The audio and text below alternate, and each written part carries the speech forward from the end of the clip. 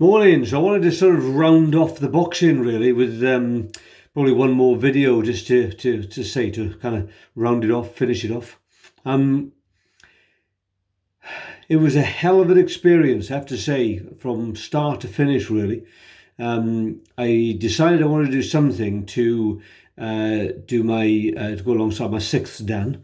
Look there, my sixth Dan in jiu-jitsu. Because not part of a governing body, I needed to look at a way in which I could achieve some personal targets, go through some personal things, and then have as a result of that, make it part of a sixth Dan grading. So often black belt gradings will have a number of different levels really, and I was looking to have a number of levels in there.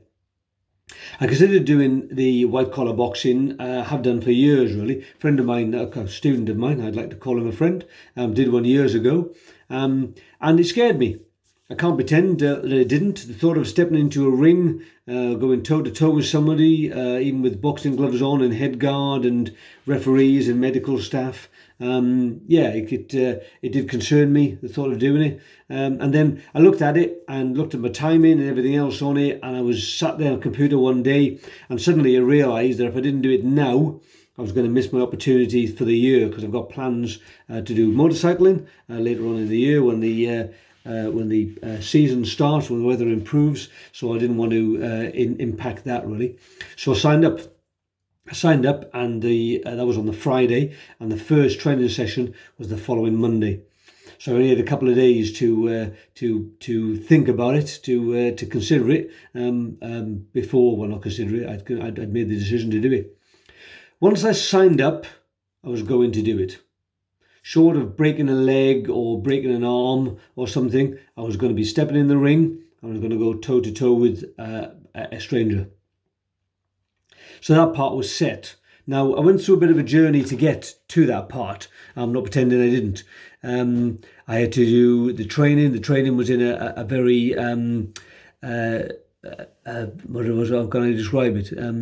Not very appealing gym. It's a spit and sawdust gym in Leicester, where people go there, a bit like the old Arnold Schwarzenegger films, a video of him doing his weightlifting. That sort of place, really. We were at the top end, and there was probably 50 or 60 of us there in the beginning. Apparently 400 signed up between Leicester and Loughborough, and just over 100 actually did it.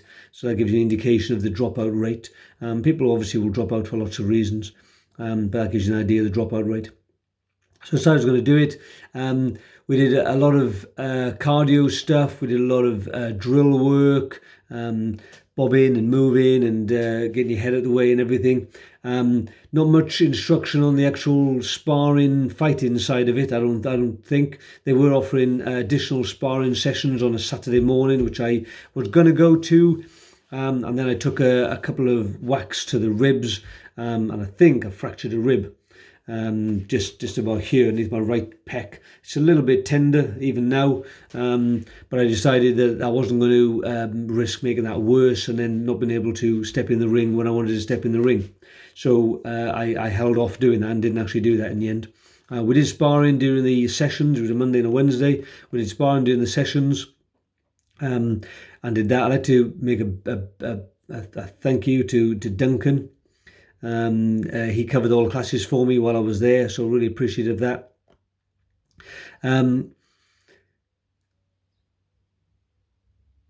This is a difficult one to do, really. Not because it's awkward. I just want to give the right information. So I thought I'd fractured a rib. I didn't tell my wife because I was concerned she might have stopped me from doing it, and I wanted to step in the ring and actually do that, do the fight. So I trained along. Probably 2 weeks before the event, I took some time out. I had some other things to work on in the class. I had some couple of my juniors working towards black belt, and I wanted to be there to give them their part 1 assessment. So took time off to that, and then the last week I didn't go in. I was going to go in 1 week, and then one of my instructors was ill, so I couldn't go in. I was going to go in to pick up the tickets, basically. Other than that, my plan was not to do any actual training. I was just resting for that last week to make myself as focused as I could. I had a private session with one of the guys in the gym. It was good. I got value from that. I also got introduced to a guy in Hinckley called Jan, who was also very good. It was Hakeem over in Leicester and Jan in Hinckley. Worked with Jan a couple of times. He gave me some good drills to work on.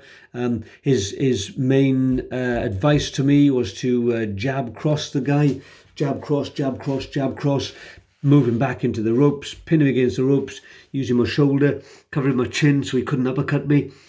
Working the body from there, and then going forward from there, which I'll come back to in a moment.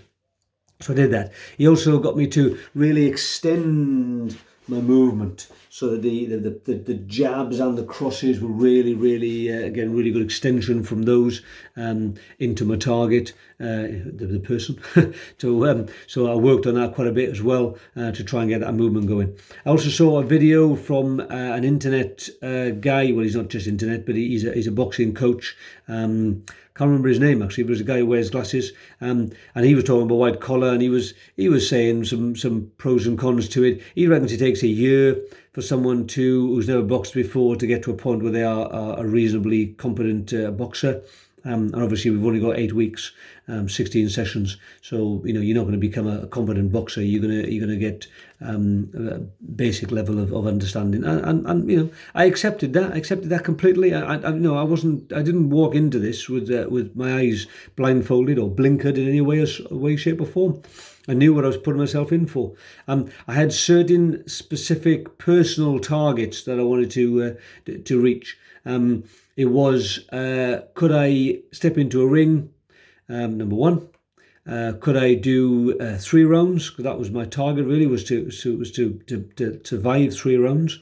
I guess if I knocked the bloke out early, I'd have to accept that, and I wasn't going in gently to make sure the other guy survived. Far from it. But I did want to kind of think: could I manage 3 rounds?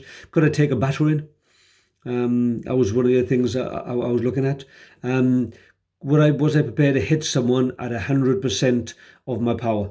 Now, whatever that 100% is, and whatever that was at the time, because obviously as you get tired, you can't hit so hard. But was I prepared to go in at 100%? When we sparred, I sparred at maybe 40%, something like that, maybe less on occasions. But could I go in and do that? So they were my personal targets, really, of where I could do it. And I was 100% prepared to take the fight to that person. So the lead up to it, a few weeks before, I had a few moments where I'd get emotional, get a bit teary. I think it was fear, the overload of adrenaline, all of that kind of comes into it. You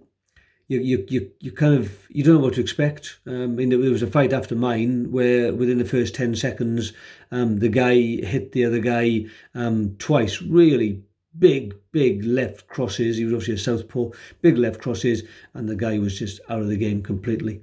And I could have met someone like that. Could have met someone who would have unloaded on me completely.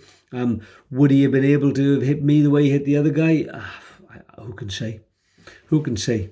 No idea, and there's no mileage in investigating that process and having a look at it. The stark reality is, I met who I met. The coaches decided who we should go up against, and it's their choice. The guy was taller than me. The guy was heavier than me. Not massively so. I think it was a decent match. I got to be honest. I think it was a good match. I'm pleased with the match that I had. The other guy, obviously I came second, the other guy won, so I'm sure he was pleased with the match he had as well. But no, everything that I wanted to do, I did. It was a scary thing emotionally, physically. It was hard work. I came away with a slightly, especially gone now. This is Thursday when I fought last Saturday. I had quite a bit of bruise on my nose and a bit of a mark there on my eye. But nothing to worry about. During training, I took a heavy clunk to the stomach, and it floored me. During the match, I took a heavy clunk to the stomach, and it didn't floor me. I felt it. Really felt it in my solar plexus. And it was partly my attitude stopped me from dropping to the floor or showing any acknowledgement to the strike, and partly the training. I did a lot of work on my abs. One of the best abs work I found is from a chin-up bar, hanging from a chin-up bar and raising your knees. They're one of the best things I found to work your abs. And it really does work your upper abs particularly. So I did a bit of that, and then I pulled my abs. Next time I tried to do it the following day, I had a shooting pain in the abs. I thought, right, okay, don't do any more of that then. So I did standard sit-ups. And I did those, but I didn't do any more prior to the bout. But I did some yesterday, and again I'm fine. I can do them now, so not any injury as a result of that. So the whole thing was a fantastic, amazing experience. Would I recommend anybody else to do it? It's a personal choice. If one of my sons said they were going to do a boxing match, I would support them and say, yeah, go for it. You don't know what the outcome is. You honestly, genuinely have no idea what's going to happen when you walk in that ring. If you're AJ and Ngannou, they've just recently had their match. Do they know what to expect? There's been plenty of boxers who have gone up against each other, and you think boxer A is easily going to beat boxer B, and then boxer B suddenly comes in with a lucky shot, a practice shot. Who can say? And boxer B takes the title. You've no idea. It's fighting. In a fight scenario, you haven't got a clue what it's going to be. Boxing is a tough sport. I've got massive respect, for people who box. From my point of view, I do a little bit, not a lot, a little bit of kickboxing. I work on that side of things, but ours are all drill based. So you get to use your legs, you get to use your arms. There's an element of grabbing of people. We do a continuous fighting thing where you can throw people, take them to the ground, and then do ground fighting. And I still believe the old phrase of never box a boxer, never kick a kickboxer, never grapple a ground fighter. Don't play within that person's strongest area. Why would you? That's crazy. So if you've got someone who's good at ground fighting, then you're going to try and keep them stand up and box them. If someone's got a kick in, then you're going to get in close, or you're going to take them to the ground. If they've got a boxing, then you're going to ground fight them. So all that makes perfect sense. But when you can't do anything other than box, you've only got these two hands, and you can move your head, you can get your footwork going and everything. But at the end of the day, you've just got two hands to hit with. So talking about the match. So prior to the match, again, something that Jan had said, he said, he's a nice guy and I'm a nice guy. And he said, I said about my concern about hitting people full force. And he said, just prior to a fight, he said, I'm walking up and down, he said, and really in the zone. And the way I viewed that was being like a caged tiger. So that's what I did. The day I took my time on the day of the fight, building up to it and everything, when I actually got to the gym, to the venue, I was quite focused. I didn't speak to my opponent. I saw him there. I didn't really speak to him at all.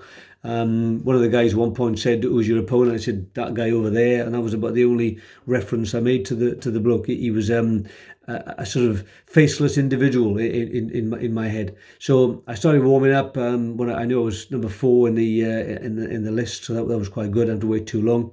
So I started doing my warm up, jogging around the room, doing a bit of shadow boxing and everything. One of the guys came over and gave me a hand to do some warming up. He said lots of positive things about me, but he was bound to, wasn't he? Really, and no disrespect to the guy, but why would he say anything negative? So I did my warm-up and everything, and then I became really focused. A few people said, "Oh, you look focused," and I was. I had to be. I had to step into a ring, and I had to punch someone as hard as I possibly could, and I was going to be punched. And there was I don't know, fear. I wouldn't say there was an element of fear. There was a bit of nervousness there, but I think the way I viewed it was I had a job of work to do, and I was going to step into the ring and do that job of work, and it was as simple as that. So my music was Bob the Builder, so a bit of fun with that. So I stepped up to the there's like a screen you step up to, and you put your arms in the air. And I thought I was there for ages, but when I watched the video back, I was there for seconds. Stepped into the ring. The ref came over. He checked, had my gum shield in, my groin guard in. Spoke to me. I don't know what else he said, to be honest. Said a few things to me. He brought us together. We touched gloves, and then he said fight. And the moment he said fight, I went for my opponent. Simple as that. I just went for him. I remember hitting him with one or two shots and the look of shock on his face, which kind of, looking back, surprised me because, we're in a boxing ring. We've been doing the training. We're in boxing gloves. Did he not expect me to hit him? Did he not expect me to hit him quite so quickly? I don't know. So I went for him. He had longer reach. That was one of the problems I had. It was a bit like fighting against the tide. So every time I came in, I kept getting jolted back. He had some really good straight shots on me, and my neck is still sore from those shots. Everything else feels fine, but my neck is sore. So I went for him. He did a few strikes back, and they were more pushes than punches, and I fell over. But I was 100% fine. I just got up straight away. The ref came over to me. He said he had to give me an 8 count. He said, I want to ask you if you're okay, because you obviously are, he said. And then we carried on from there. I came in again. I just kept going for the guy, kept going for the guy. He just kept knocking me back. I took a few steps back again in round 1 because, again, he'd sort of pushed me back. But I just kept going for him. I had one thing in mind, was just to keep going for the bloke, and that's what I just did. First round ended. My corner was talking at me. There's no way I can describe it. Again, no disrespect to the guy, but he said a lot of stuff to me, and I just couldn't really take it in, really, any of it, really. At the time, I felt I had, but really, I didn't have a clue. So I'll go back in the ring again, and then I remembered what Jan was saying about doing jab cross, pushing back. So I did do that, and I did manage to get him back against the ropes. But as soon as I got him against the ropes, he virtually just tossed me aside, lifted me and kind of threw me across the ring. And I thought, right, that hasn't worked. That strategy hasn't worked. I'm gonna have to go for a different strategy. And to be honest, they didn't have one.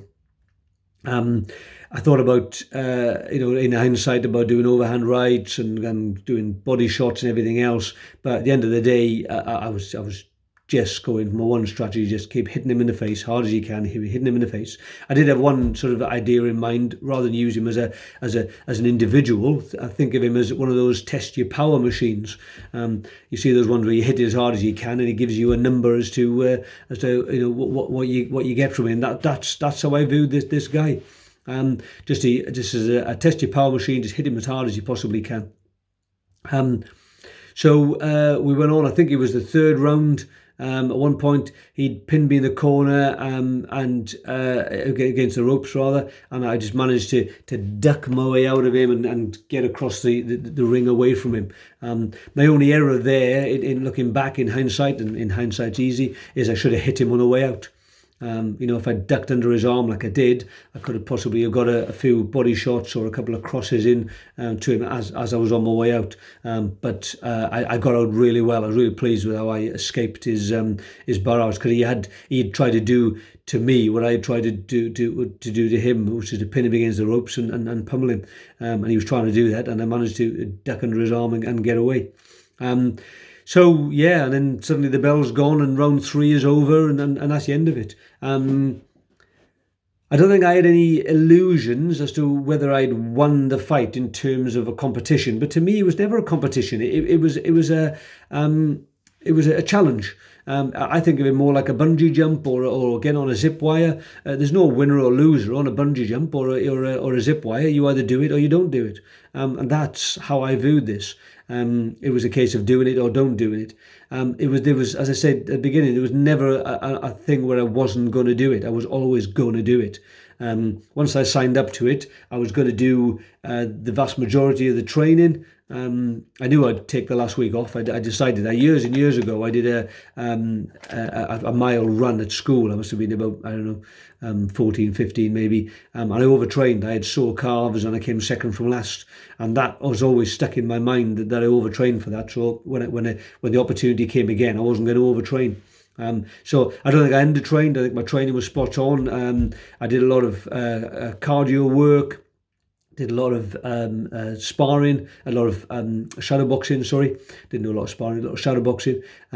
So the things I was looking to get over, come back to that in sort of kind of summarising now, is when I did the sparring, there was a couple of guys there who were coming in really hard, and when I got hit in the face particularly, my body just said, stop. So I'd stop. I'd stand still and I'd get hit again. So some guy would come in with a sort of jab and then 2 crosses or something, and I'd get hit sort of 3 times because my body went, oh, stop. And I wanted to get over that. I got hit in the stomach, I mentioned, and that dropped me to my knees. I wanted to get over that as well. And I did. I succeeded in all of that. This guy, my opponent, hit me, I don't know how many times in the head, straight shots, jolting my head back. Never once did it faze me in the same way. Never once did it make me pause, make me stop. So I hit again. I just kept moving, kept coming forward. Whatever he threw at me, I just kept coming forward. It's not a brilliant defence strategy. I'm not pretending it is. As I say, I ended up with a bruised nose and a little bit of a black eye. And I got beaten quite viciously, and I got a sore neck. So I'm not pretending it was a successful strategy from that point of view. But it was tenacity. It was courage, if you like. I don't know. Is it courage? I just decided I was going to keep coming forward, keep going for the guy, keep doing whatever I needed to do to keep going forward, unless he knocked me out. But he didn't. I didn't get knocked out. I wasn't overly fazed by the whole process. I more than survived. I'm extremely pleased with my performance. There are probably those who will see the video and say, you did a lot of things wrong. And yeah, I did. Yeah, of course I did. First ever boxing match, probably, highly likely my last ever boxing match. But yeah, it's done. I've done it. I succeeded 100% in everything I set out to achieve, and I'm extremely pleased with myself. So thank you to everybody who supported me. Thank you to everyone who came along. Really appreciative of people who sponsored me, people who came along for the evening to watch. I couldn't hear you. I'm sorry. I couldn't hear a damn thing. I had people shouting at me. I had my son shouting at me to do various things. I keep my hands up and everything. Couldn't hear any of that. I think I was too focused. There's a lot of noise, obviously, plus you've got a head guard on. I think I was just too focused to hear anything, really. But yeah, I'm extremely pleased how I did. I thank you to my younger son, Duncan, for running the classes, to allow me to do the training and to support me in that. And yeah, thanks to everybody. And Ian Greenwood as well. Thank you for Ian for buying a table and donating that table basically to us. So appreciative of that as well. So yeah, my wife, of course, I can't. It's like Oscar thing now. Thanks to my wife for supporting me. Funnily enough, when I spoke to her about doing it, I thought she might be concerned about me, doing this crazy thing. So I said about doing a white collar boxing match. What do you think? She said, "Will you raise money for Forever Savvy?" I went, "Yes." She said, "That's fine then." And that was it. So I'll take it as a positive that she trusts me and has belief in my abilities to do these crazy things. But yeah, that was her only concern, was I going to raise some money for Forever Savvy. So yeah, so I did raise over £1,000 for Forever Savvy, which I was aiming for. I don't know what the target is at the moment, but what the total is at the moment. But I think we're close to 1,200. So yeah, really pleased. This is a long one, obviously, but the last one I plan to do on the boxing. So I wanted to explain that really and put it down for me and for anyone who cares. So that's it. Boxing done. Bob the Boxer has retired. Thanks, everybody. Bye-bye.